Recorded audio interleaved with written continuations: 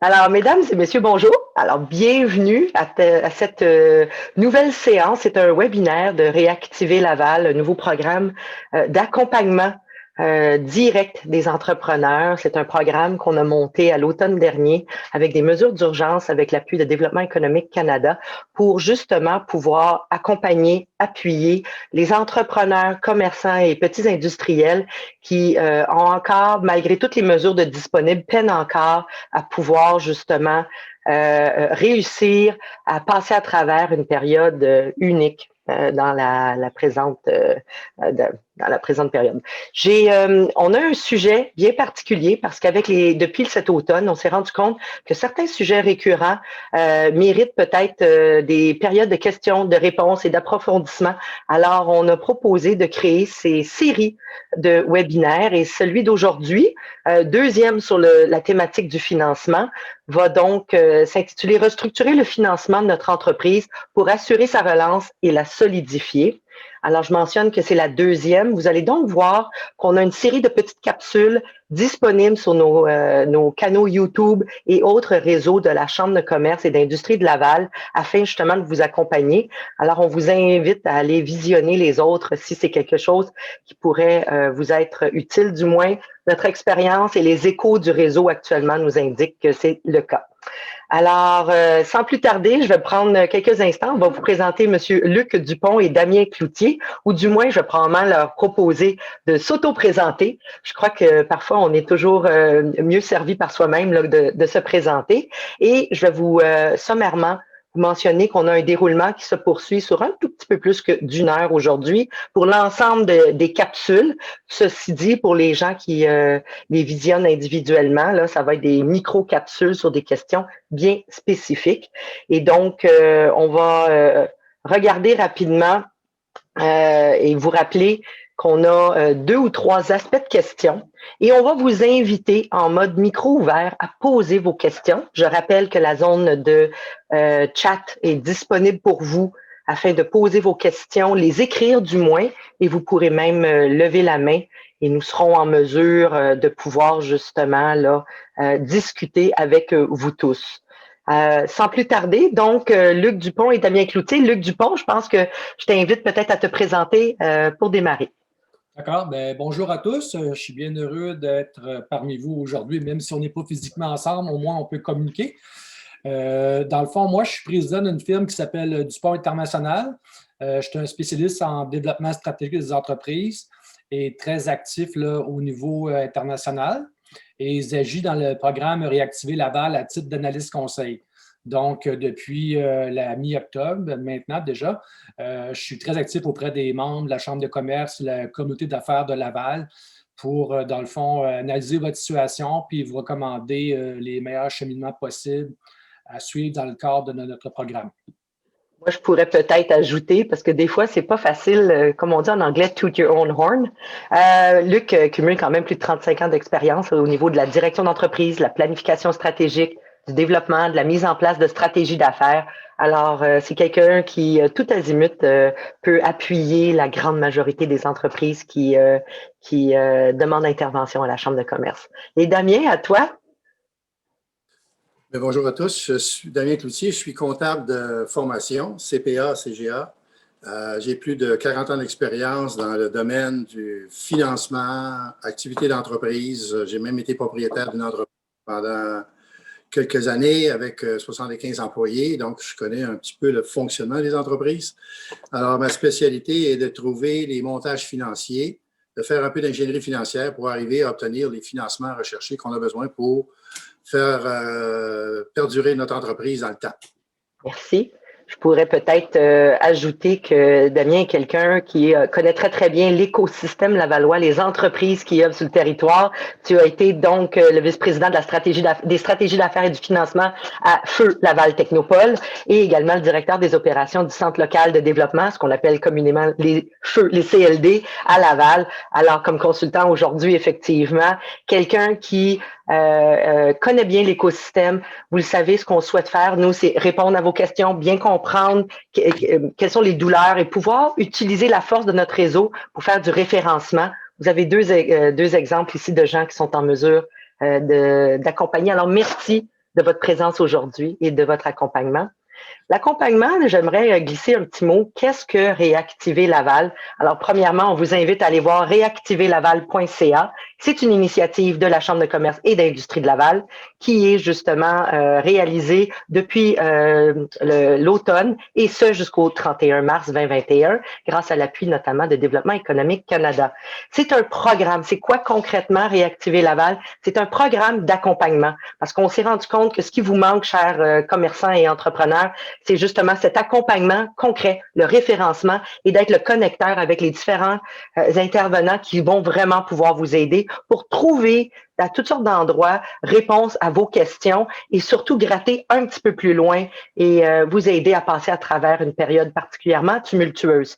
Le programme s'articule autour de 3 actions bien claires. La première chose que vous allez faire et vivre avec le programme Réactiver Laval, c'est un diagnostic sommaire pour bien comprendre un peu où vous êtes présentement, où vous vous situez et quelles sont les différentes mesures ou les différentes étapes que vous auriez déjà franchies.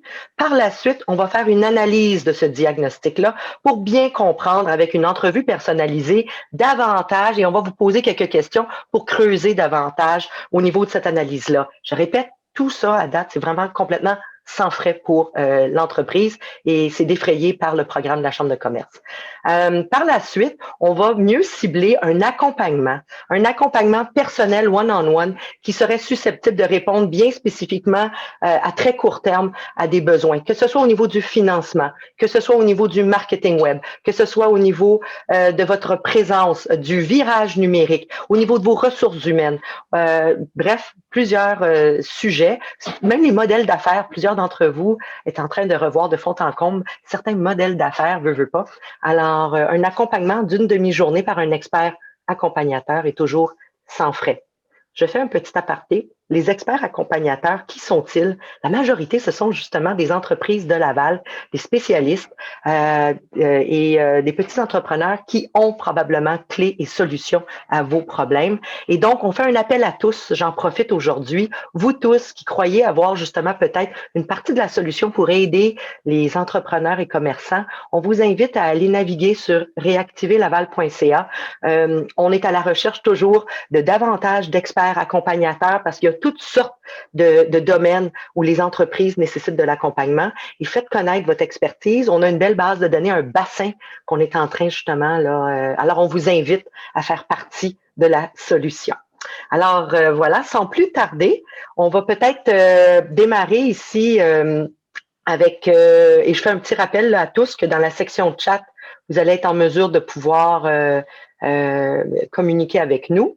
Et je vais sans plus tarder passer la parole et l'écran à Luc Dupont pour pouvoir justement démarrer au niveau de la première question qui est, on souhaite faire le constat de la situation actuelle et comment corriger la situation afin de pouvoir se relancer. C'est à moi, partager l'écran. Il faut que tu désactives le partage d'écran, Caroline. Avec plaisir. Et voilà, c'est réglé. Et que je trouve mon document. Et voilà, à ma diapo. Tout le monde voit ça? J'espère bien. Oui. Encore, excusez-moi s'il y a du bruit, là, ça donne que c'est ce matin qu'on passe la souffleuse à côté de chez moi. Fait que j'espère que ça ne va pas trop résonner. Fait que dans le fond, ce matin, le sujet qu'on va couvrir, c'est, dans bien des cas, on appelle ça restructurer le financement parce qu'il y a plusieurs entreprises qui ont été affectées par la pandémie. C'est sûr qu'il y en a encore un grand nombre qui n'ont pas eu d'impact, mais il y en a quand même plusieurs qu'avec ce qu'on vient de vivre ou qu'est-ce qu'on vit présentement, mais on a, comme on dit, une occasion de revoir où est-ce qu'on en est au niveau de nos besoins financiers et voir comment on peut les utiliser, ce financement-là, pour se relancer ou reprendre un nouvel essor selon où est-ce qu'on en est situé. Fait que dans le fond, c'est moi et Damien. Fait que dans le fond, la présentation d'aujourd'hui, on va la diviser en 2 étapes. La première étape, c'est vraiment, dans le fond, on va vous proposer aujourd'hui une approche structurée. On n'est pas là pour vous présenter aujourd'hui les formes détaillées de financement disponibles, mais plutôt quelle approche prendre pour aller en chercher. Parce qu'avec, dans le fond, les rencontres qu'on a eues avec les entreprises de Laval depuis les dernières semaines, on s'est aperçu qu'il y en a plusieurs qui n'ont pas eu à faire des démarches, disons, des démarches structurées ou intensives pour avoir du financement. Puis on sentait que, dans le fond, elle manquait un petit peu de connaissances à ce niveau-là. Donc, aujourd'hui, on veut juste faire comme présenter une approche, puis quelle approche que nous, on sera porté à prendre ou celle qu'on recommande avec nos propres clients lorsqu'on monte, dans le fond, un projet de financement.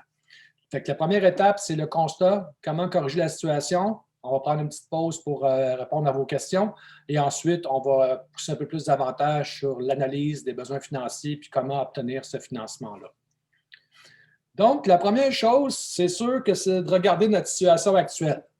Fait que c'est sûr que comme tout entrepreneur, lorsqu'on s'assoit dans notre lazy boy le vendredi soir avec un verre de vin en main, puis que les enfants courent partout autour de nous, bien, des fois, on tombe dans la lune puis on pense à tout ce qui nous arrive en ce moment. Fait que c'est sûr que si on va s'asseoir dans le bureau de notre banquier puis on commence à y présenter cette image-là pêle-mêle, mais il risque de se poser des questions. Fait que dans le fond, notre situation actuelle, il faut être capable de la décortiquer d'une façon structurée. Fait que dans le fond, qu'est-ce qu'on propose ici? C'est une méthode qui est bien simple. Excusez-moi, j'ai pris une figure d'une source de France, mais comme de raison, est en anglais. Fait que, ou un mélange des deux. Fait que nos chers amis français vont toujours demeurer de cette façon-là, mais que devons-nous? Fait que soit ça veut dire analyse force, faiblesse, opportunité, menace. C'est vraiment quand même un très bon tremplin pour commencer à évaluer notre situation actuelle. Parce que les forces et les faiblesses, c'est notre situation de nous, l'entreprise, à l'interne. Une façon simple de la faire, c'est qu'on peut la regarder par nos fonctions dans l'entreprise. On a notre façon de faire notre gestion, on a nos ventes, on a notre production, notre contrôle de qualité, notre état financier, notre R&D, et ainsi de suite. Ça, c'est le côté interne de l'entreprise. On regarde nos produits, on regarde l'état de nos infrastructures, nos équipements, nos systèmes informatiques, et ainsi de suite. Puis là, avec ça, on est capable de déterminer à l'interne qu'est-ce qui va bien, puis qu'est-ce qu'on devrait améliorer. Puis l'autre côté qu'il faut regarder de la clôture, c'est qu'est-ce qui se passe dehors, donc dans l'environnement externe. Fait que c'est les opportunités et les menaces. Fait qu'une opportunité, ça peut être, on est dans un secteur, par exemple, où vous faites du tofu, on est plein dans le trip du monde vegan. Là, la demande de tofu est en éclatement. Vite, on a des super opportunités, il faut vendre du tofu, on en profite. De notre côté, la menace, on a tous une en ce moment dans bien des cas. La pandémie, l'économie arrêtée dans certains secteurs d'activité, c'est comme une menace dure à prévoir, là, mais elle est quand même là. Fait qu'une fois qu'on a fait ça, ce constat-là, on peut le présenter d'une façon très structurée. On en fait un résumé. Fait qu'on est capable de faire un cadre très précis où est-ce qu'on est capable de mettre nos forces, nos faiblesses, opportunités et menaces. Puis ici, ce qui est important, c'est d'être capable de discerner dans chacune des cases les éléments les plus importants. Il y en a qui ont des impacts beaucoup plus importants sur l'entreprise que d'autres. Fait qu'il faut être capable de focusser sur les éléments qui sont les plus critiques ou les plus porteurs ou les plus menaçants pour être capable de savoir où se concentrer. Fait que c'est sûr que si on arrive dans les forces puis on a 20 lignes, c'est lesquelles dans les 20 qui sont vraiment les plus importantes qu'il faut mettre l'accent dessus. Même chose pour les faiblesses, opportunités et menaces. Fait qu'une fois qu'on a fait ça, ce qui est important dans le fond, il y a tout le temps 2 lignes qui sont très critiques. C'est qu'on a des forces, pas des opportunités. Fait que si on est capable de marier nos forces avec nos opportunités, c'est là qu'on va aller chercher le rendement, la croissance la plus rapide. Par exemple, je suis très fort, je ne sais pas moi, je suis un imprimeur, je suis en technologie numérique, je suis le seul qui a une machine d'impression pour faire du grand format dans ma région. Puis là, il y a une demande pour des grands panneaux de 6 par 6, ainsi de suite. Puis je réponds pas à la demande. Fait que dans le fond, je suis expert là-dedans. Mon projet, peut-être, ça va être d'acquérir une machine pour pouvoir répondre à cette demande-là le plus rapidement possible. L'autre cas qu'il faut faire vraiment attention, j'ai une faiblesse et j'ai une super menace.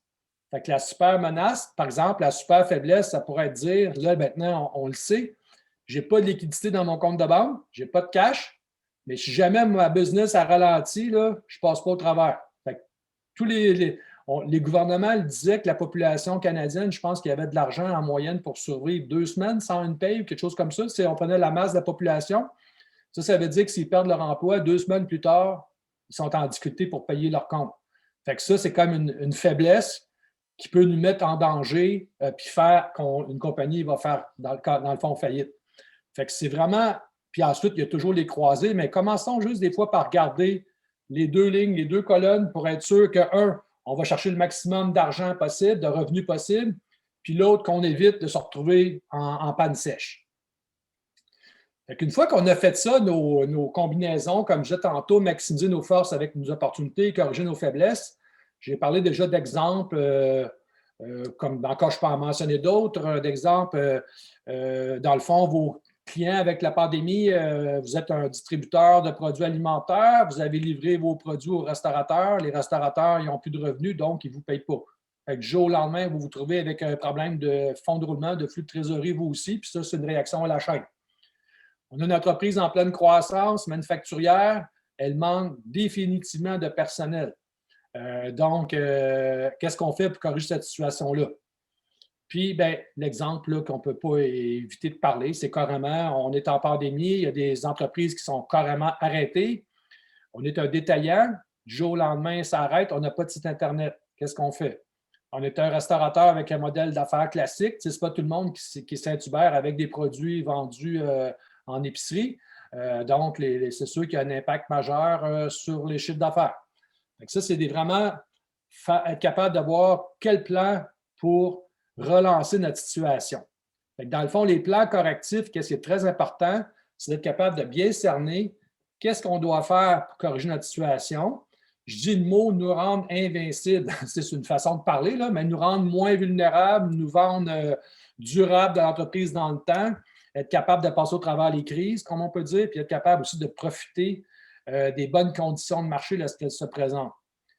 Pour les principaux projets, dans le fond, qu'on développe, on doit avoir un objectif avec ce projet-là, on doit mettre un plan d'action, puis on doit être capable de regarder c'est quoi que j'ai besoin au niveau humain, les personnes pour réaliser ce projet-là.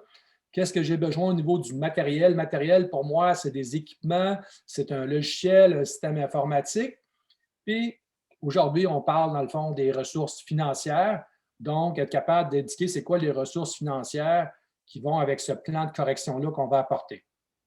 Dans tout ça, il faut être capable de mettre un calendrier de réalisation.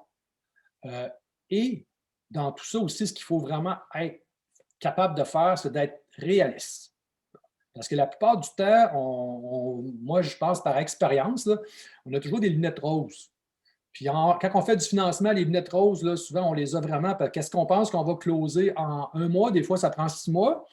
Qu'est-ce qu'on pense qu'on va avoir fait après le projet, que les ventes vont augmenter du jour au lendemain? Mais ce n'est pas le cas. Souvent, c'est plus long que prévu. Il faut être capable, dans le fond, de faire des plans de correction, mais avoir un regard très réalisable dans tout ça. Puis, une chose qui est importante, il ne faut pas commencer à tout faire en même temps. Tu sais, si on est 10 personnes, puis on est rendu avec 10 projets, puis qu'on n'y arrivera pas, on va se perdre dans tous nos projets à faire. Fait que moi, ce que je recommande souvent, c'est de prendre ce que j'appelle la règle du 20-80. Souvent, tu as 2 projets sur 10 qui vont régler 80 % de tes problèmes. Fait que c'est sûr qu'il faut être capable, entre guillemets, les spotter ceux-là. Puis il y a une autre règle qui dit aussi, autant qu'avec l'industrie 4.0 en ce moment, on dit aux gens de ne pas se lancer dans un gros programme de virement technologique, acheter plein de logiciels en même temps, parce que vous êtes sûr que 6 mois plus tard, ils ne seront pas implantés puis ça ne marchera pas. Fait qu'être capable de commencer par des plus petits projets, aller chercher le financement requis, closer le financement, le réaliser, atteindre nos objectifs. Après ça, on grandit parce qu'on prend de l'expérience. Fait que dans le fond, dans notre priorisation de projet ici, il faut être capable d'évaluer, nous, qu'est-ce qu'on est capable de faire, quelle expérience qu'on a dans la réalisation de nos projets de financement, puis être capable d'aller chercher ceux qui vont avoir le plus d'impact sur notre entreprise. Donc, on va prendre une première petite pause de questions ici. Fait que je vous laisse la parole. Merci beaucoup, Luc, effectivement. Alors, voilà, on va revenir sur nos écrans à tous pour pouvoir. Alors, je vous rappelle donc la section chat ou dans la section participants, parce qu'il y en a qui disent où c'est que je lève ma main pour pouvoir parler. Dans la section participants, en bas à droite, vous pouvez demander à lever la main ou on vous invite à l'écrire tout simplement à ce niveau-là. Alors, on va peut-être désactiver le partage d'écran pour pouvoir concentrer sur… Je cherche mon bouton et à bord a disparu.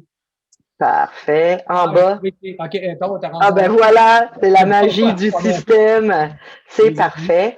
Alors, je vois ici, on me pose la question, quelles sont les démarches à entreprendre lorsqu'on veut développer un nouveau produit ou un service avant de rechercher le financement?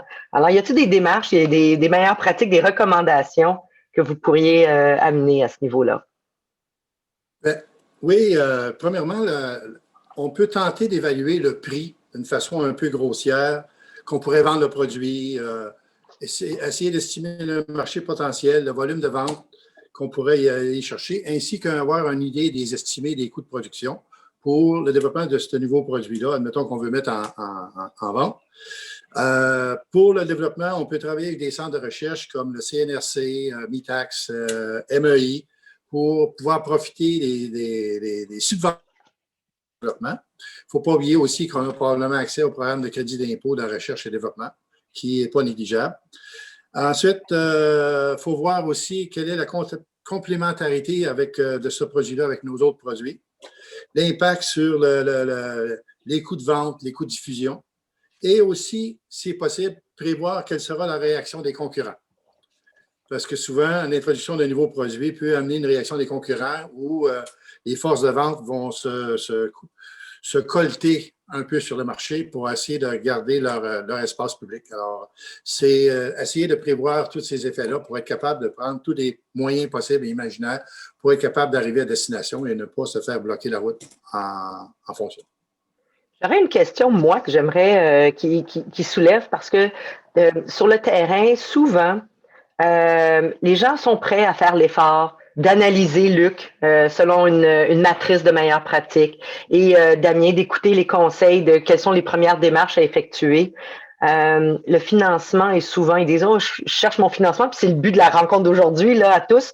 Mais souvent, on me demande également, c'est que j'ai pas l'expertise, je sais pas où trouver, c'est sûr que c'est pas une expertise interne non plus, je sais même pas où commencer à trouver l'expertise pour pouvoir m'accompagner, m'aider à réaliser un ou des morceaux parmi le menu, le buffet qu'on présente. De votre expérience, qu'est-ce que vous recommandez à ce niveau-là? Pas une colle, hein? On essaye de le faire en micro ouvert puis d'être constructif tout le monde ensemble. De nous appeler. Oui, effectivement. D'utiliser les réseaux de réseau. Oui, effectivement. Ben, c'est sûr que même les personnes qui sont captées dans le financement, eux-mêmes aussi peuvent recommander des ressources.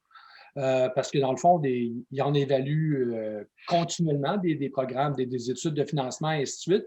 Puis même si on a une relation amicale avec cette personne-là, sans dire à des amis, mais d'avoir une approche gagnante-gagnante, c'est des gens qui ont beaucoup d'expérience et qui peuvent dire comment corriger le tir d'une certaine façon. C'est sûr que si on arrive très bien préparé, on impressionne puis on gagne des points tout de suite. Mais si on a aussi l'écoute ouverte, puis qu'on demande à ces gens-là de financement de nous partager leur réseau, bien, ça peut donner des situations. Mais puis, c'est sûr aussi qu'analyser le modèle d'affaires puis évaluer où est-ce qu'on veut aller, mais ce n'est pas nécessairement la même personne qui peut faire ça que celle qui va regarder le montage financier, puis faire l'ingénierie financière, puis être capable dans le fond, de maximiser le financement qu'on va chercher, puis les coûts du financement aussi. Donc, c'est souvent un travail d'équipe. Parce qu'à la base, l'entreprise, elle doit connaître son marché, elle doit connaître sa concurrence, elle doit savoir où axer son tir. C'est une question de… Le financement, c'est une ressource, dans le fond. Si on parle d'une ressource financière, ça sert à réaliser notre plan d'affaires, notre modèle d'affaires. C'est ça le but. Damien, toi, pour un truc et astuce pour trouver les expertises, pour nous aider? Je pourrais peut-être rajouter ce que Luc a mentionné, c'est le CNRC, le Conseil national de recherche du Canada, ils ont des conseillers sur la route qui peuvent vous rencontrer, etc. Ils ont aussi des conseillers Paris, ça? Tu parles des conseillers du Paris? Absolument. Et ils ont une grande expertise, ils ont accès à un réseau universitaire, etc., dépendamment de la difficulté du produit. Ils en ont vu d'autres séminaires, donc ils peuvent très bien vous aider à calibrer beaucoup de choses dans lors d'une rencontre et évidemment passer à l'action pour être capable de mettre en œuvre ce qu'on veut faire. Donc, d'une part, Damien, ce qu'on entend, c'est au niveau produits, procédés, innovation, R&D, il y a de l'aide qui est disponible. Puis avec Luc, modèle d'affaires et autres, quelque chose des plus soft à ce niveau-là, au niveau de la planification. Bref, il y en a à tous les niveaux de l'appui. Comptez sur le référencement, évidemment, de la Chambre et de des experts avec lesquels la Chambre a accès et contact pour pouvoir vous référer rapidement.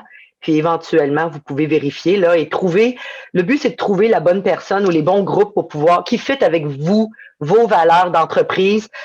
Plus l'entreprise est petite, plus on a besoin de sentir que ça fait partie de la famille. Et je pense que c'est quelque chose qui est très important et de pas hésiter à faire fitter les morceaux.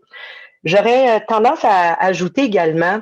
On est dans une période d'instabilité profonde, c'est sûr, et les gens sont en train, dans une discussion comme celui-ci, d'imaginer faire autrement, d'imaginer revoir des modèles d'affaires. Quand on est en train de regarder avec des analyses FFOM, c'est quelque chose de majeur. J'insisterais peut-être sur un aspect, à la Chambre notamment, pourquoi pas profiter de cette période-ci pour faire différemment. Et donc, je parle peut-être ici de façon plus durable et je vous invite également à une autre des sources de financement, puis ça va faire le pont avec la prochaine question ou section. On a un fonds éco-leader à la Chambre de commerce et d'industrie de Laval, puis il y a des subventions qui peuvent aller jusqu'à 50 000 $ pour vous aider à trouver des accompagnateurs qui vont justement permettre de revoir de façon plus durable certains modèles ou certains produits que vous pourriez avoir. Alors, on vous invite à regarder l'ensemble des sources, mais des gens comme Damien et Luc vont certainement vous en parler. Alors, on a une autre question ici qui se pose. Alors, lorsque nos opérations sont déficitaires depuis le début de la pandémie, ah oui, je pense que vous êtes plusieurs. Est-ce que c'est possible de convaincre un prêteur de nous appuyer pour la relance ou pour l'introduction d'un nouveau produit ou service? Je pense que ça touche plusieurs personnes, ce genre de questions-là. Luc ou Damien? Oui. Bien, je vais y aller peut-être avec une réponse là-dessus. La première chose à faire, je crois, avant d'aller rencontrer son banquier, c'est tracer un peu l'historique de nos affaires pendant les 2 dernières années, avant la pandémie.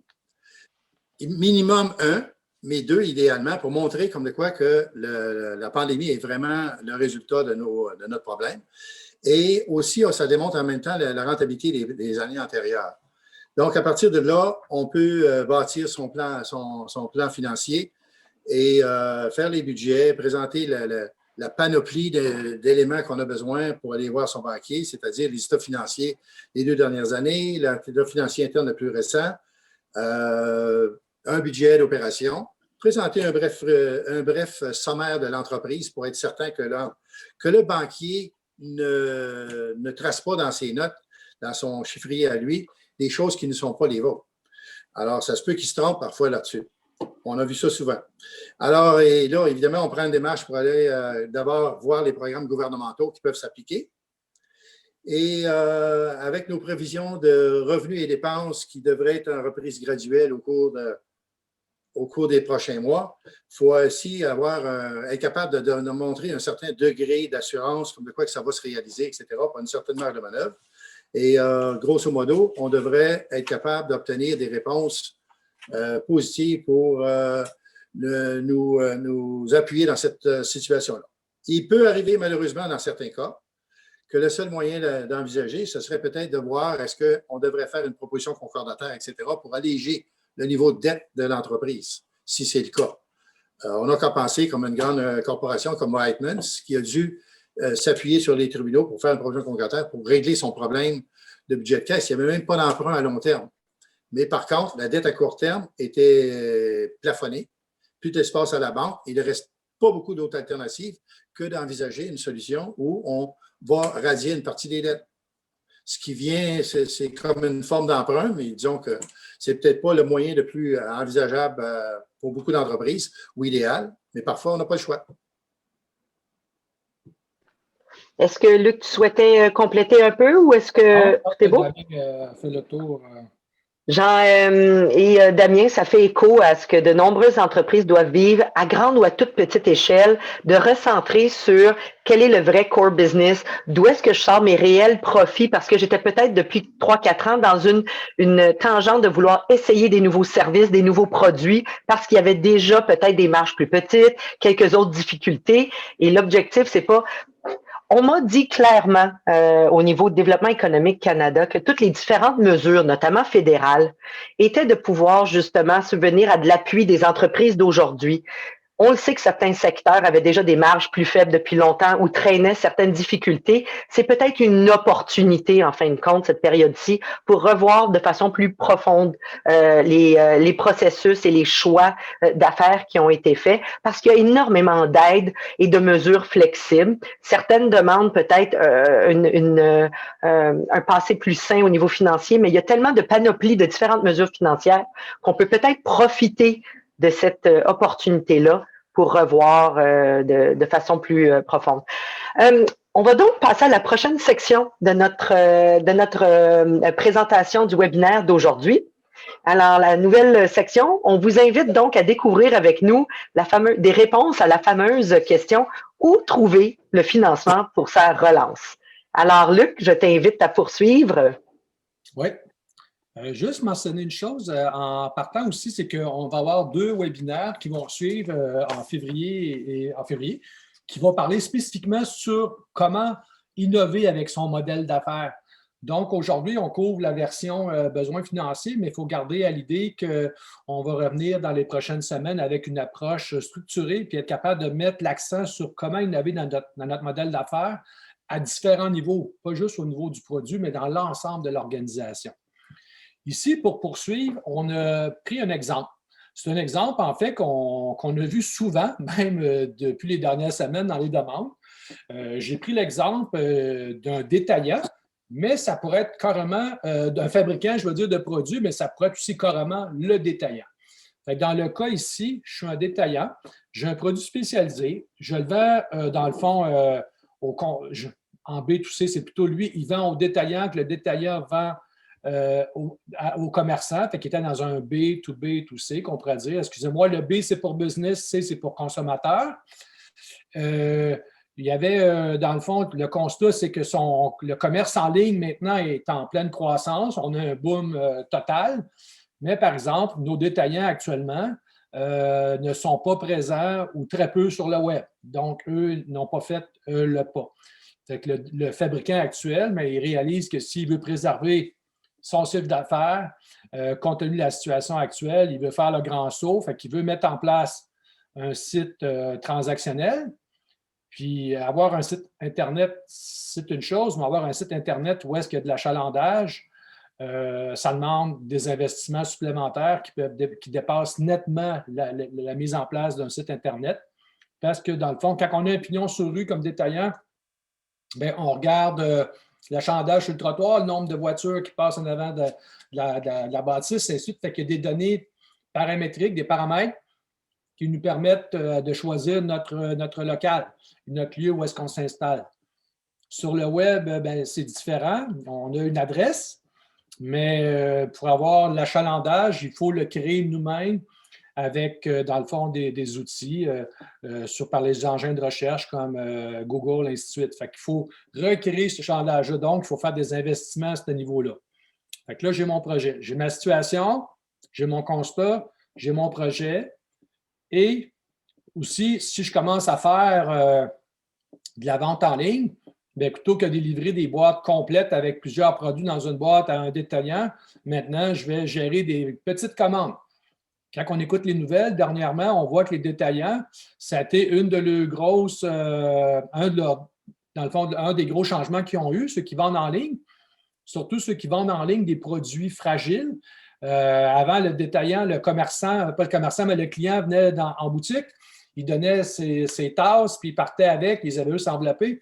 Maintenant, quand tu mets les tasses ou les verres ou les bols dans une boîte, puis que tu envoies ça par la poste ou au bureau ou autre, mais tu veux que ça arrive chez ton client en bon état. Fait qu'il y a eu beaucoup de manipulations, fait que ça a demandé des changements au niveau des méthodes de travail.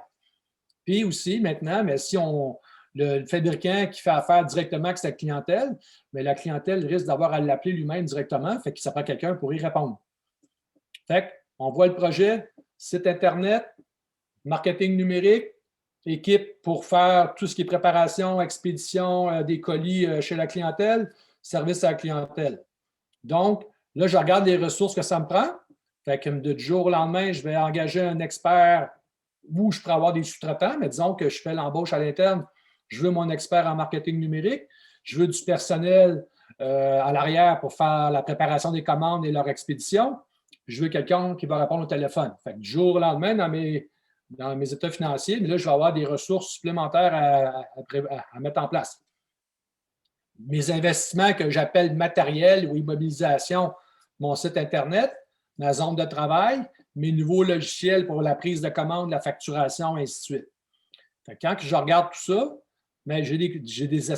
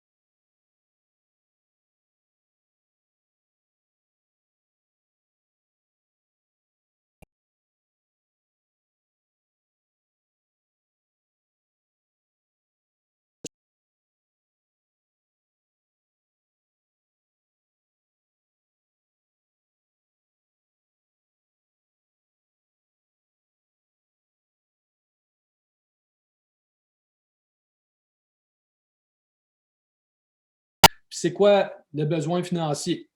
Selon nos ratios de financement, les ratios de dette-équité, et ainsi de suite, bien, on finit par voir jusqu'où qu'on peut aller.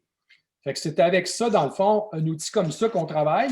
Puis lorsqu'on fait des projets comme ça, sincèrement, des fois, on va faire 5, 6, 7 scénarios. Là. On révise continuellement parce qu'il faut arriver avec de quoi qui est applicable à l'entreprise, qu'on va être capable de réaliser, puis qu'aussi les financiers vont accepter d'embarquer avec nous. Fait que ça ne donne rien de. Bien, c'est sûr que souvent, on tire trop d'élastique, comme on dit, là. Mais il n'y a personne qui veut donner de l'argent à quelqu'un dans un financement si on sait qu'il va se prendre avec sa corde. Fait qu'il faut quand même faire attention. Au niveau des types de financement, ici, on ne voulait pas se lancer dans le gros détail, mais il y a quand même, je pourrais dire, 4 grandes formes de financement. Puis Damien aussi pourra préciser davantage. Mais on a nos chères banques qui, elles, donnent des prêts. Des prêts aussi avec des garanties souvent. Tu sais, c'est pas, même tout le temps, ce n'est pas des gens qui vous donnent de l'argent sans avoir une corde attachée à vous pour être sûr que si elle prête de l'argent, elle va pouvoir la récupérer. Ceux qui donnent un petit peu plus de latitude sans demander des cautions personnelles, et ainsi de suite, c'est souvent les compagnies de capital de risque. Celles-ci font quand même des prêts convertibles. Ils peuvent investir dans le capital action. Souvent, eux, s'ils ne demandent pas de caution ou de garantie, mais ils vont demander des taux d'intérêt plus élevés. Parce que c'est normal, ils prennent plus de risques, fait qu'à quelque part, il faut qu'ils puissent compenser le risque qu'ils prennent. Puis il y a toujours aussi ce que j'appelle nos institutions gouvernementales ou parapubliques. Là, à ce moment-là, ici, on va avoir la même chose, prêt, capital de risque, subvention. Et aussi, il ne faut pas oublier que dans bien des cas, on demande toujours à l'entrepreneur de lui aussi faire partie de l'investissement. Donc, toujours avoir un petit peu la tête sur la bûche, tu sais, pour être sûr que s'il y a de quoi qui va mal, que vous allez être encore là pour vous battre pour sauver les mises de fonds des partenaires. Puis, il y a toujours celui de vos proches. Fait que c'est sûr que notre beau-père et notre belle-mère, quand on a besoin d'argent, on les aime, puis on cogne à la porte, puis on leur demande d'en mettre un petit peu plus. Donc, c'est comme les méthodes, les types de financement ici qu'on retrouve. C'est sûr que les sources, là, moi, je ne voulais pas faire ici, Damien et moi, on ne voulait pas faire du marketing pour une boîte plus qu'un autre. Fait qu'on a mis quelques marques de commerce, mais celles qui ne sont pas là, on ne voulait pas offusquer personne.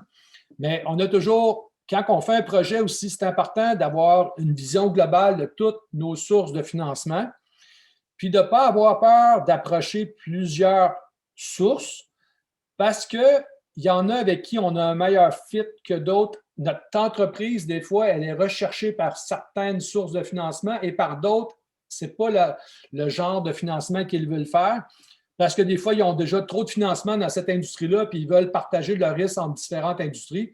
Fait que quand même, il y a plusieurs paramètres qu'eux ont à l'interne sur des types de financement, des secteurs d'entreprise, le niveau que vous êtes dans la chaîne d'approvisionnement, et ainsi de suite. C'est sûr qu'on a toujours, on ne peut pas faire de financement à la base sans avoir une banque ou une caisse dans le portrait comme entreprise, ne serait-ce que pour notre marge de crédit, nos financements avec des immobilisations, parce qu'elles ont aussi sur des immobilisations souvent des taux d'intérêt très, très attrayants. Il ne veut pas si on achète une voiture, un équipement, une machinerie, on peut avoir des taux d'intérêt très importants. La BDC, c'est un partenaire dès qu'il y a des risques où on va avoir un financement qui sort, qui est toujours dans le fond, avec qui il faut faire affaire. Les taux d'intérêt, même à la BDC actuellement, sont vraiment attrayants avec le support que le gouvernement donne.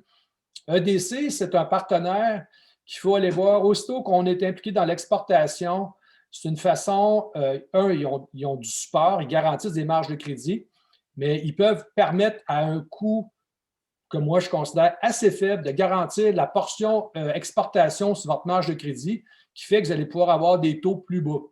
Donc, on n'y pense pas, mais sincèrement, c'est quelques centaines de dollars que j'ai vu parfois pour une certaine marge de crédit lorsqu'on était un exportateur.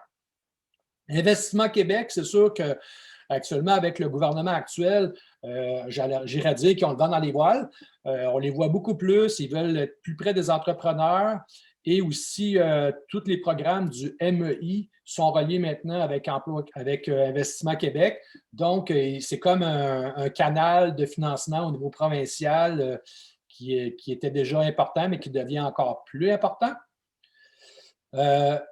Financement de capital de risque, mais c'est sûr qu'au Québec, on a souvent entendu parler, puis on entend encore parler beaucoup, la FTQ avec le Grand Fonds, les fonds régionaux, le Fonds d'action CSN, Desjardins Capital, puis il y en a probablement une centaine de sociétés de capital de risque qui sont présentes au Québec selon notre situation. On a les deux partenaires tantôt que Damien parlait, dont le CNRC avec les programmes Paris. Et dès qu'on a un projet d'innovation au niveau produit, au niveau procédé, avec un défi technologique, mais le CNRC, le programme Paris, offre du financement qui peut être sous forme de subvention. Développement économique Canada a des programmes vraiment très attrayants avec des longs moratoires puis des taux d'intérêt, s'il y en a, parfois il n'y en a pas, très bas. Que je dirais qu'après la subvention, le DEX, quand on est possible, c'est peut-être le meilleur organisme de financement avec qui travailler. La Ville de Laval, elle a ses programmes comme le Fonds local des investissements, puis gère aussi tous les programmes d'aide aux jeunes entrepreneurs comme le Fonds Jeunes Promoteurs, les programmes Créavenir pour le lancement de nouvelles entreprises. Donc, c'est toujours une bonne porte à aller voir. Puis, on a bien entendu nos gouvernements, surtout ne pas oublier, on a parlé du MEI avec Investissement Québec. Emploi Québec donne beaucoup d'aide. Si on fait des investissements, on a par exemple, on met en place des nouveaux logiciels, on doit former notre personnel. Donc, Emploi Québec donne un très bon coup de main là-dessus. L'emploi de nouveaux arrivants, les programmes d'immigration. Donc, on a aussi à la Chambre de commerce, qui est très, très important. On peut avoir des ressources vraiment très compétentes, très bien formées, dévouées au travail, qui vont vous être fidèles pendant des longues années, une fois qu'ils vont avoir eu leur chance de travailler avec vous. Donc, il faut vraiment faire le tour des sources. Puis c'est pour ça que nous, quand on fait un projet, on évalue avec nos états financiers prévisionnels, on fait la liste de nos besoins selon les projets, puis on énumère les sources potentielles. Fait qu'on fait un lien entre un et l'autre pour, dans le fond, combler le puzzle. Puis c'est sûr que dans bien des cas, surtout quand on est une PME, les financiers aiment ça, partager le risque avec d'autres partenaires. C'est ce qui fait que des fois, créer un montage financier, c'est un peu plus long parce qu'on va partager le risque avec les meilleurs intervenants dans notre dossier. Puis, on a plus de chances d'obtenir notre structure de financement en partageant les risques, en cognant juste à une seule porte puis demandant à un seul joueur de prendre les gros risques. Fait que dans la PME, dans le fond, à chaque fois que j'ai eu à faire des dossiers, dernier mois, on a la chance d'en faire sur une base régulière. Souvent, on va se ramasser avec 3, 4, 5 intervenants, surtout quand on parle de PME, pour assurer qu'on cerne le puzzle très bien. Puis il y a des firmes, tu sais, comme tantôt, je n'ai pas parlé ici, mais quand on fait de la R&D, crédit d'impôt, mais des fois, juste d'avoir accès à notre argent de crédit d'impôt en cours d'année plutôt qu'en fin d'année, mais c'est des choses qu'Investissement Québec va pouvoir financer au fur et à mesure. Donc, au lieu d'avoir votre taux d'impôt après que vous avez déposé votre rapport d'impôt d'entreprise, vous puissiez avoir vos fonds au jour le jour, mais ça vous permet de prendre cet argent-là et tout de suite l'investir en commercialisation de votre produit. Puis quand le produit est prêt, mais tout est structuré, on est prêt à aller de l'avant plus rapidement. Donc, je pense qu'avec ça, de mémoire, on termine ici en expliquant quand on fait un dossier de financement, bien, c'est sûr qu'on présente notre entreprise, notre équipe, notre projet, nos besoins en financement. On parlait d'état financier, on a ceux dans le passé, puis on a ceux à venir qu'on appelle les prévisionnels. Puis souvent aussi, bien, on demande, selon ce qu'on veut avoir comme financement, bien, le bilan personnel de nous, une confirmation de notre marché, de notre concurrence, des besoins de la clientèle. Fait que c'est sûr que si on arrive avec des bons de commande déjà signés, si on a un nouveau projet d'un client, tu sais, dans le fond, le tout ici, là, c'est pour montrer à nos partenaires financiers, dans le fond, qu'on a bien évalué les risques puis qu'on peut les rendre en confiance que notre projet, ça va réussir. Fait que tout ce qu'on peut donner en appui, puis aujourd'hui, on ne parle pas de mettre des dossiers de 200-300 pages. Il n'y a personne qui veut lire 200-300 pages. Il faut être concis, très précis. Puis si jamais les partenaires vous demandent des informations de plus, mais c'est de savoir où les trouver, mais vous n'avez pas à fournir des dossiers qui n'en finissent plus. Là. Aujourd'hui, là, il n'y a personne qui a du temps à perdre. On veut être, comme on dit, right to the subject, mais il faut quand même être bien documenté. Puis on a des petites leçons à apprendre, à retenir. Bien, c'est sûr que c'est peut-être mon petit côté ingénieur, là, mais la démarche structurée, c'est la base. Un projet doit être rentable. Tantôt, ce que j'ajouterais, comme Damien disait, si vous n'étiez pas rentable avant la pandémie, vous avez été affecté dedans, puis vous voulez avoir des fonds aujourd'hui, mais votre modèle d'affaires doit changer. C'est sûr que vous retournez demander de l'argent pour la même affaire qui ne marchait pas avant, puis vous ne changez rien, mais il ne faut pas croire au miracle. Il n'y a personne qui va croire au miracle. Fait qu'il faut être capable à ce moment-là de dire j'ai une équipe, j'ai une structure à l'interne, j'ai des équipements, ainsi de suite. Mais si au lieu de aller dans la direction en avant, on s'en va à gauche, pour telle raison, là, on va pouvoir faire de l'argent, mais c'est d'être capable de justement aller chercher cette rentabilité-là. Rechercher du financement aussi, c'est souvent l'erreur qu'on fait. Les gens ont peur du financement à cause des histoires de faillite qu'on entend, et ainsi de suite. Mais si on va avoir du financement, il faut aller en chercher pendant que ça va bien. C'est sûr que là, si ça va mal, on y va pareil parce qu'on en a besoin, là. Mais le meilleur moment d'avoir les meilleures conditions de financement, c'est quand les choses vont bien et qu'on se prépare avec une longueur d'avance. Ça, c'est peut-être une opinion personnelle. La prochaine, peut-être que je me trompe, mais je vois souvent des entreprises qui ont de l'encaisse, beaucoup de liquidités, puis qui tirent l'argent tranquillement pour faire leur projet de leur bas de laine, mais qui étirent leur projet tellement longtemps qu'il fait qu'ils ne vont pas chercher le rendement sur leur projet. Fait que si on peut avoir du financement à 2-3 % d'intérêt avec des moratoires de 6 mois puis de 1 an,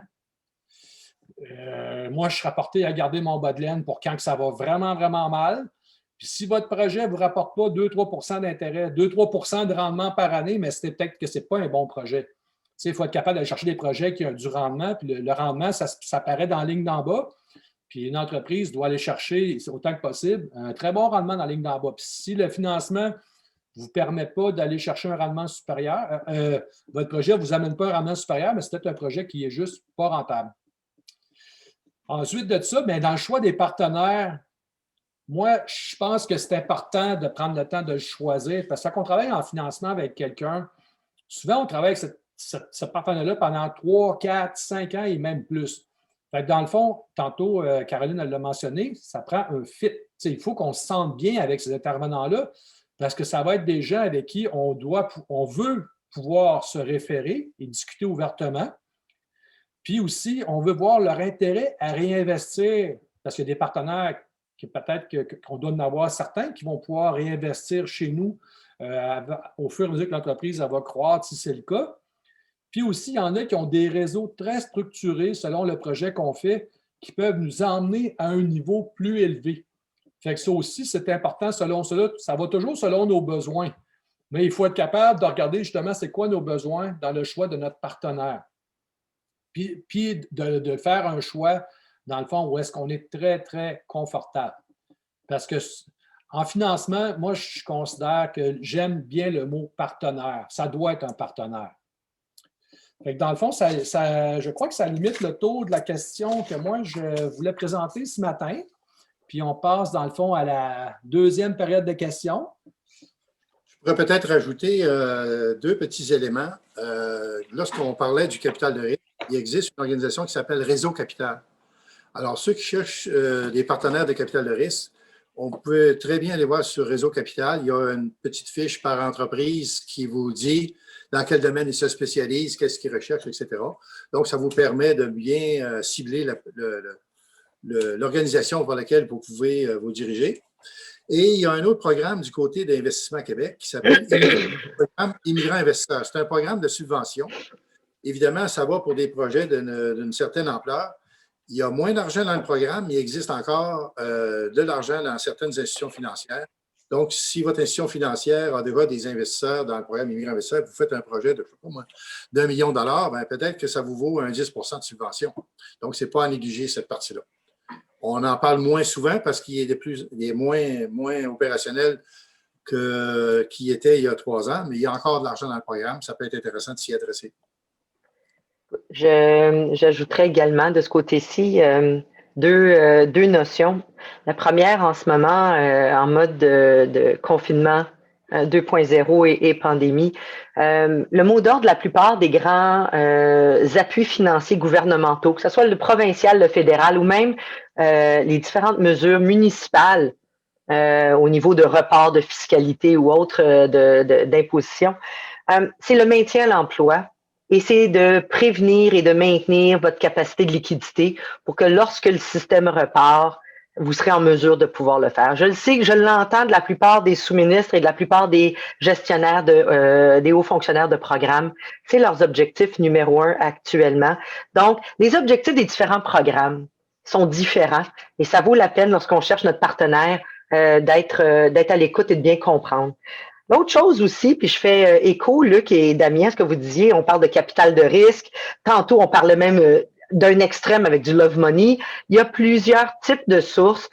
Il faut trouver effectivement le fit, mais selon vos valeurs d'entreprise, vos valeurs, votre vision d'entrepreneur, quel genre d'entreprise vous souhaitiez avoir et que vous souhaitez encore avoir, et est-ce que c'est encore possible?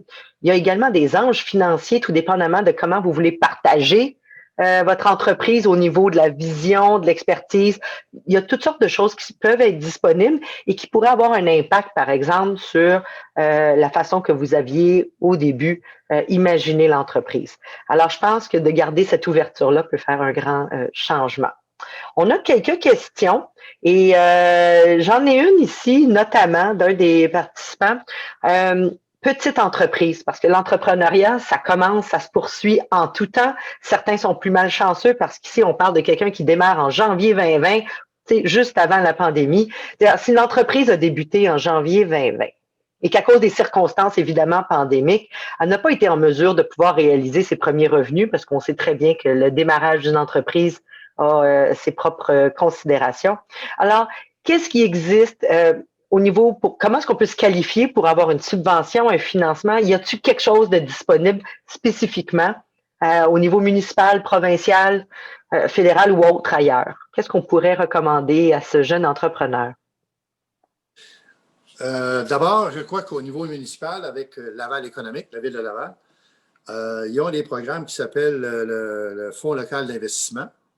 Ils ont le Fonds local de solidarité, le FLS qu'ils appellent souvent. Alors, ces deux volets-là peuvent être applicables à votre entreprise. Ensuite, dans les volets des programmes gouvernementaux, la majorité du temps, ce n'est pas admissible parce qu'on n'a pas d'historique de l'année passée. Il ne reste pas beaucoup de choses. Il reste ce qu'on appelle le PPE, le programme des prêts pour les petites entreprises au niveau des institutions financières, si on peut les convaincre de s'impliquer.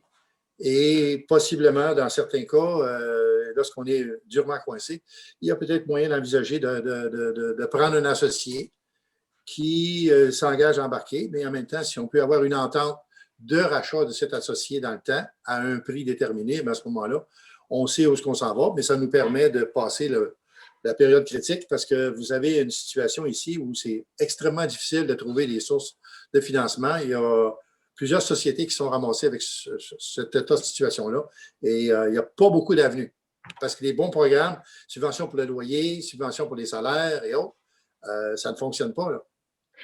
J'aurais peut-être tendance à dire de désespérer pas.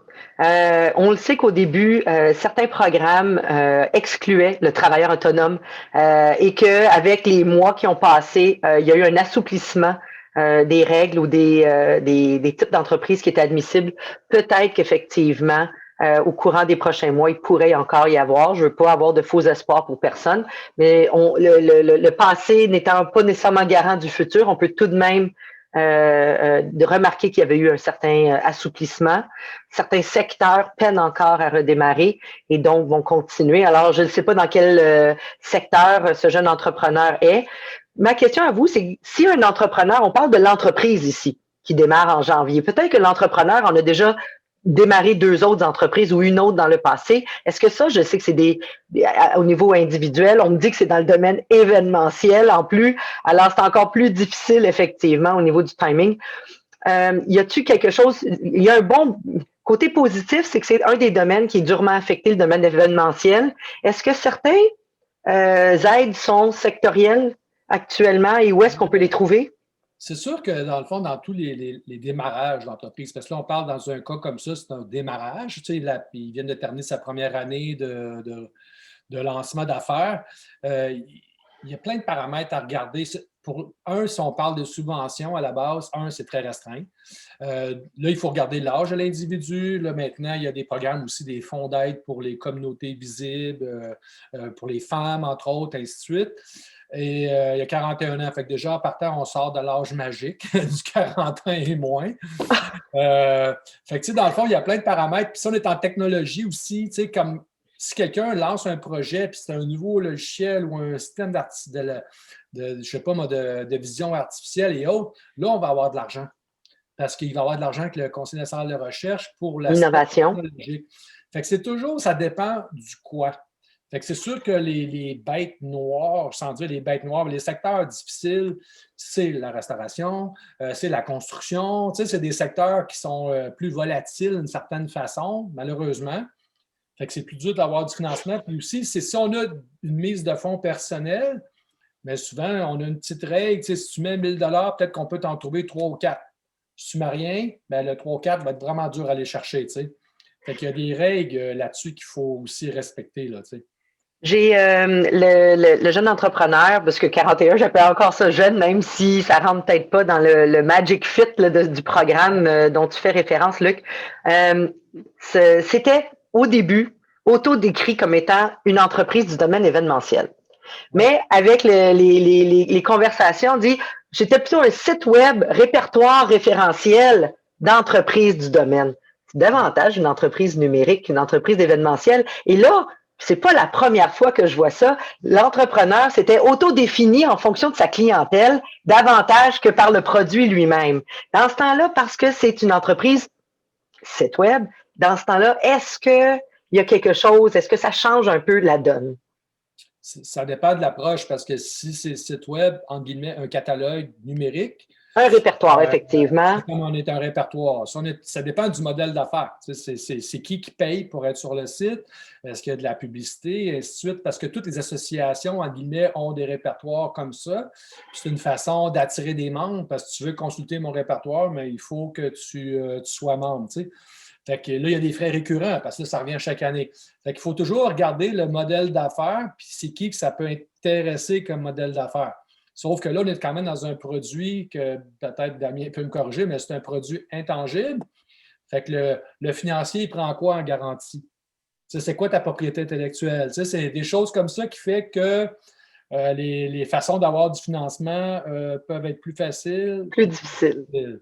L'historique Ici, c'est plus d'entrepreneur, difficile. J'ai pas de machine en garantie. ouais. On parle d'intangible à ce niveau-là.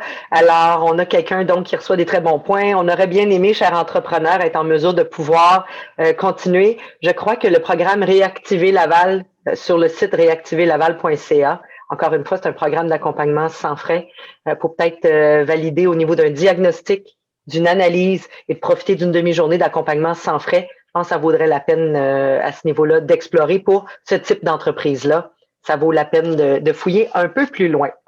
Est-ce qu'on poursuit donc avec les questions, messieurs? Vous êtes excellents avec vos micros ouverts. Un grand merci encore.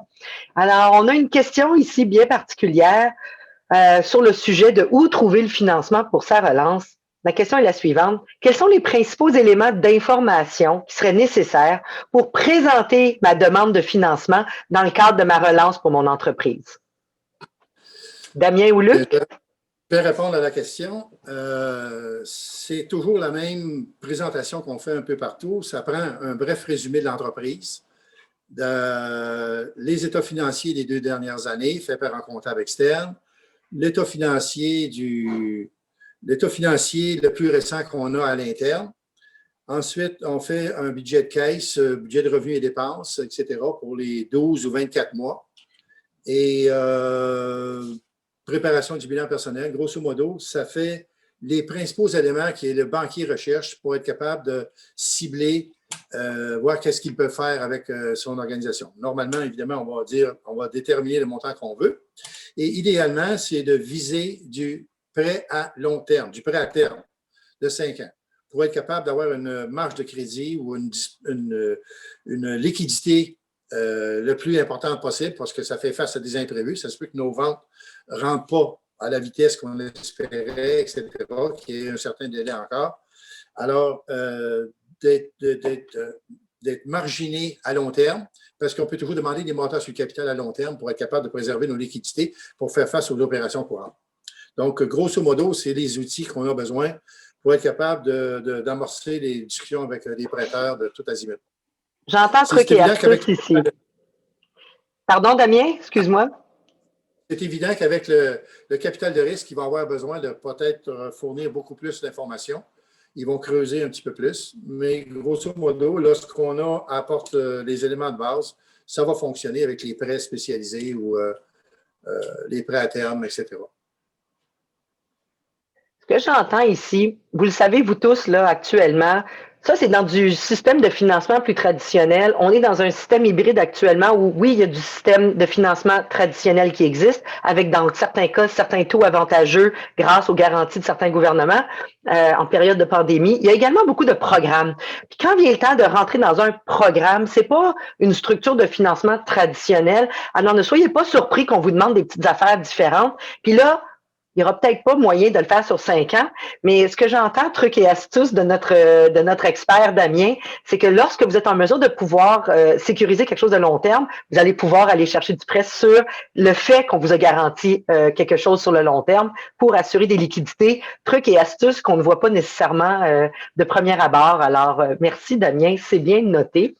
Luc, est-ce qu'au niveau de ces éléments d'information nécessaires pour faire des demandes. Je sais que dans la présentation tantôt, tu avais mentionné certains éléments. Est-ce qu'il y en a que tu voulais apporter en complément? Non, mais je pense que Damien a quand même bien couvert aussi le sujet. C'est juste d'avoir la bonne information. Tu sais, dans le fond, d'être capable de fournir l'information que nos partenaires financiers ont besoin pour sécuriser leur investissement qu'ils feraient chez vous, dans le fond, pour les encourager à faire le premier pas.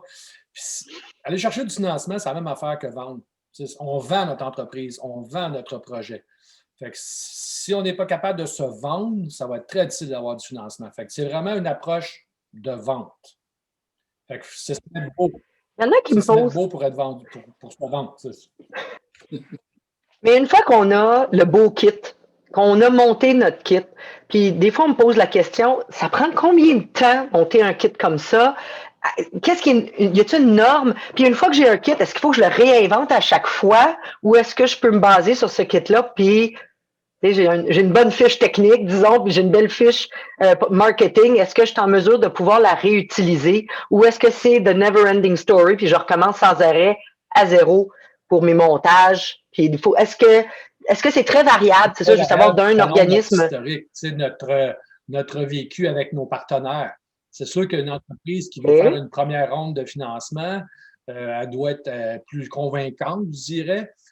Donc, ça peut arriver qu'on a quelques mois de travail à faire pour monter un dossier. On a fait des dossiers qu'on a mis 500-600 heures de travail juste pour monter la documentation avant d'aller chercher $1 million et plus.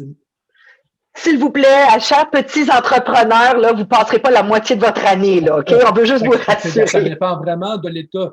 Mais si quelqu'un a un historique puis il veut un simple prêt puis que ça fait 5-6 ans qu'il travaille avec sa banque, souvent, il va juste un coup de téléphone puis ça peut être réglé, là. Fait que ça dépend des situations, puis c'est vraiment du cas par cas. Puis le but, c'est de faire ça le plus simple possible, mais il faut tirer juste, comme on dit. Alors, soyez pas surpris entre un coup de téléphone, 5-10 minutes, 5 à 6 mois pour un gros financement, de quelque chose de plus structuré. Je pense qu'il n'y a pas de règle de l'art à ce niveau-là pour monter le dossier nécessaire pour ses partenaires. C'est bien noté. Aussi, tu sais, quand le compte des banques est plein et qu'il veut juste avoir du financement en parallèle, c'est beaucoup plus facile. Tu sais. Je me rappelle également, je fais à noter, en mode pandémie actuellement, il y a eu 2 types de financements qui sont sortis très rapidement et le chiffre magique, c'était 50 000. En bas de 50 000, vous étiez en mesure de pouvoir aller directement à Développement économique Laval, à la ville de Laval, pour pouvoir faire certains prêts avec des tarifs et des taux privilégiés. Et du moment que c'était quelque chose de plus substantiel dont votre entreprise avait besoin, puis j'imagine avec un montage financier adéquat également, avec Investissement Québec et les autres partenaires, hop, il y avait directement pour les montages de plus de 50 000. Et ce n'est qu'un exemple parmi les listes qu'on vous a fournies un peu plus tôt. Et ça, donc, c'est pas du financement traditionnel, mais plus dans le cadre de programmes bien spécifiques liés à les situations actuelles. Comme actuellement, avec la BDC, on peut avoir un programme de financement qui est pour le fonds de roulement. Le taux d'intérêt, je pense, qui est 3,5 selon, si l'entreprise existe depuis 2 ans, qu'elle a des états financiers, comme Damien disait, avec de la rentabilité, puis qu'elle voudrait faire un projet, par exemple, comme je mentionnais tantôt, l'exemple typique, je veux faire un site transactionnel, je veux commencé à avoir des ressources pour faire une campagne numérique, ainsi de suite, puis on a un projet à bas de 100 000, on fait la demande en ligne. Parfait, parfait. Je vois le temps qui file, messieurs, et j'aimerais continuer avec les questions de nos participants ici. On nous demande quelle stratégie devrait-on retenir pour une démarche de financement et est-ce qu'on devrait opter pour un financement à court ou à long terme, plutôt du capital de risque ou même, certains disent, je me cherche ça un nouvel associé rendu ici. Qu'est-ce que vous auriez à recommander? Bon, la première des choses, et on regarde versus les programmes gouvernementaux, où est-ce qu'on pourrait être admissible. Donc, de faire un petit survol des programmes qui peuvent nous concerner. Du côté du fédéral, on a évidemment le Développement économique Canada, qui a des programmes très avantageux, style c'est des prêts sans intérêt, etc. EDC, que Luc a mentionné plus tard, si on touche l'exportation, la Banque de développement du Canada. Il y a des programmes qui sont en vigueur aussi du côté COVID. Et du côté du Québec, évidemment, on a Investissement Québec qui regroupe la majorité des aides financières qui peuvent exister. Et la Ville de Laval, avec son FLI, son REVLES, le capital de risque. Et évidemment, on peut regarder du côté, comme je l'ai mentionné tout à l'heure, le réseau capital, qu'est-ce qu'il peut y avoir. Et dans certaines situations, on pourrait envisager un élément qui n'a pas été mentionné à date, de mettre sur pied une coopérative de travailleurs actionnaires. Ça existe toujours, ce modèle-là. Et le but intéressant, c'est qu'elle doit être présentée, la coopérative, à tous les employés, mais ces employés ne sont pas obligés tous de rentrer dedans. Mais la coopérative qui est formée, elle a un pouvoir d'emprunt qui est fait auprès d'Investissement Québec jusqu'à l'équivalent de la masse salariale. Donc, si vous avez une entreprise qui a des difficultés, peu importe, mais il y avait une masse salariale, je ne sais pas moi, de 2 millions de dollars, probablement que les employés qui entrent dans l'entreprise, tu vas avoir une masse salariale peut-être de 1,5 million.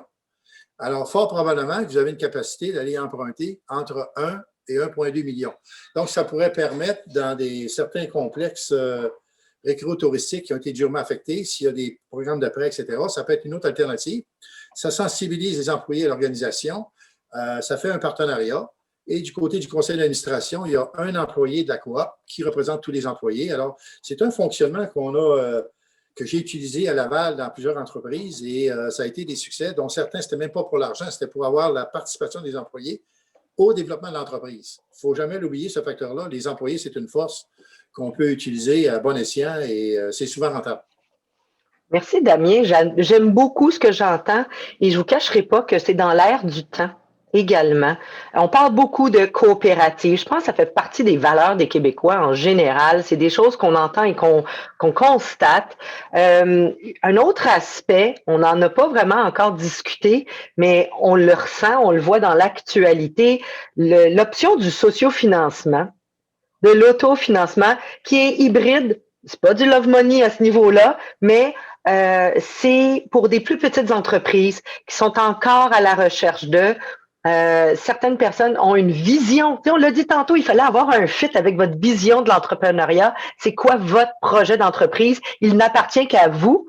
Évidemment, on est dans une société avec des règles entrepreneuriales, mais je crois que il existe différentes plateformes pour pouvoir regarder. Alors, n'en tient qu'à être un peu plus original à ce niveau-là.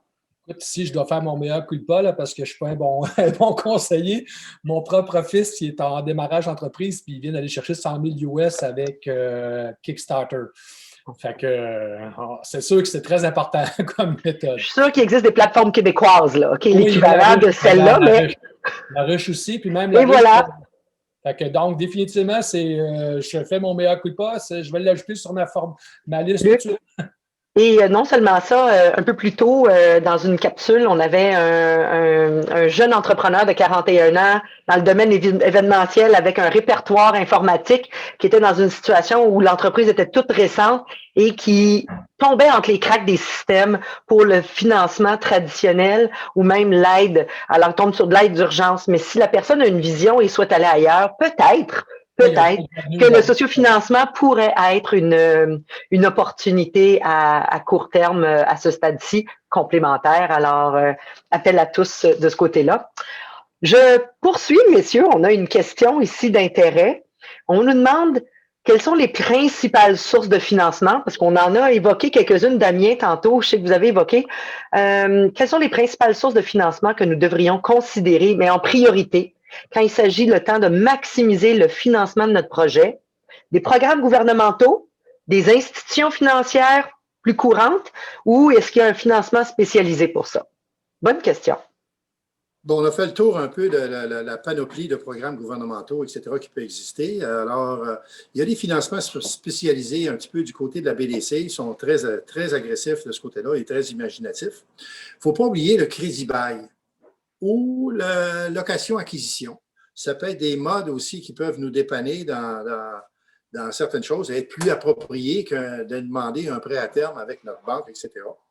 Donc, c'est de voir, encore là, tous les programmes gouvernementaux. On fait le tour de la panoplie des organisations qui peuvent exister, aller jusqu'au capital de risque. Et il ne faudrait pas, je pense que Luc l'a mentionné, voir est-ce qu'il y a possibilité d'ajouter un associé, pas un associé avec juste du financement, mais un associé qui pourrait aussi apporter à l'entreprise des valeurs d'intelligence de fonction là, pour être capable de se soulager parce qu'il est quand même beaucoup exigeant d'être entrepreneur. Ça demande d'être multitâche. Donc, avec un associé qui est complémentaire, qu'on a une bonne chimie, ça peut être une avenue hyper intéressante.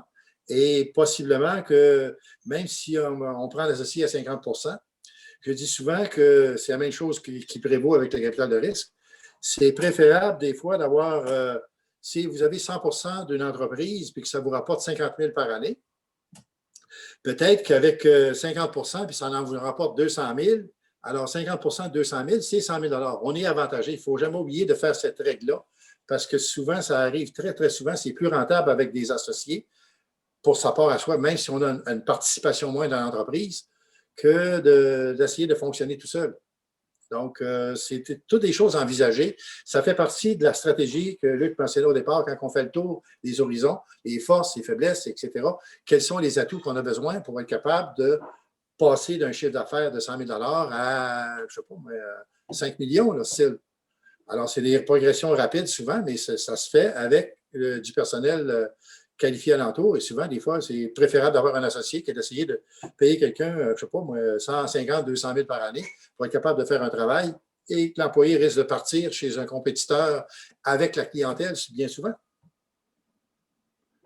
Alors, c'est mieux de s'attacher à quelqu'un. Dans certains cas. Oui.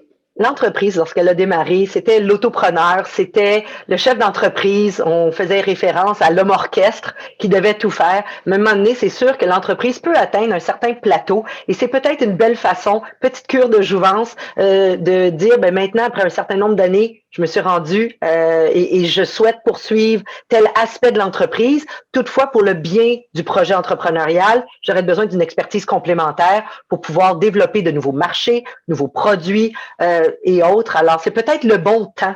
Peut-être que maintenant, pendant cette espèce de tempête bien particulière dans laquelle nous sommes tous, j'entendais récemment, on est dans la même tempête, mais on n'a pas le même bateau.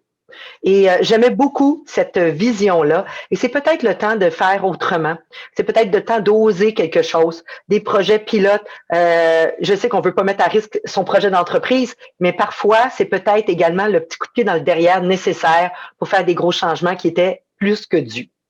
Alors, s'il n'y a pas d'autres questions de la part de nos participants, parce qu'on les invite toujours à continuer à nous poser des questions, je crois que, messieurs, je vais vous remercier une fois de plus de votre grande participation. Luc Dupont et Damien Cloutier, merci d'être parmi nous. Et je répète à vous tous, les capsules que vous entendez présentement, donc filmées, sont découpés et vont être disponibles sur YouTube et le canal de la Chambre de commerce et d'industrie de Laval et les différents réseaux. Alors, on vous invite à les visionner au moment où ça vous touchera, de prendre le temps de, évidemment, communiquer avec nous via notre programme réactiverlaval.ca. Je vous répète, c'est un programme donc réalisé grâce à Développement économique Canada et qui se poursuit pour l'instant, du moins jusqu'au 31 mars 2021.